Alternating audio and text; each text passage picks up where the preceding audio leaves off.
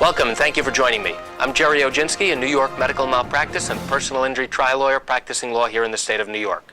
Today's topic is about unrealistic expectations. What is it and how do you prevent it?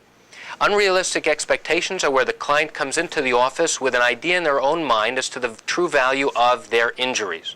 And where do they get this information? They get it from a friend, a relative, someone they know who's gone through the process before, or they may have read about it or heard about it in the newspapers or on TV.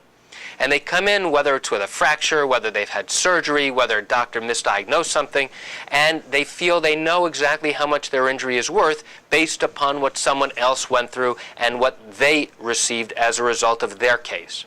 Well, many times, as you know if you've been watching my video tips, it's impossible to know at the outset what the true value of your injuries are. If an attorney first meets with a client, the attorney does not have all the information needed in order to properly evaluate your case.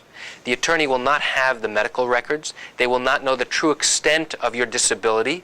They won't know whether you will need additional medical care and treatment. You might need surgery. You might need rehabilitation. You might need physical therapy. You might have ongoing disability.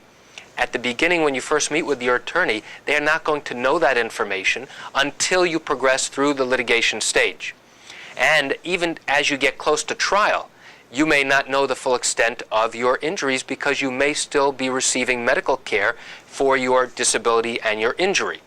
But at some point during the course of the litigation, most likely toward the end as you're getting close to trial, your attorney will have a better understanding and a better idea of the true value of your injuries. If you've been watching some of my video tips, you know that I've talked about many times about why is your injury different than someone else's injury. And importantly, why is the value of your case significantly different than your neighbor's case who may have a similar injury? Oftentimes, a client has unrealistic expectations when they first come into an attorney's office.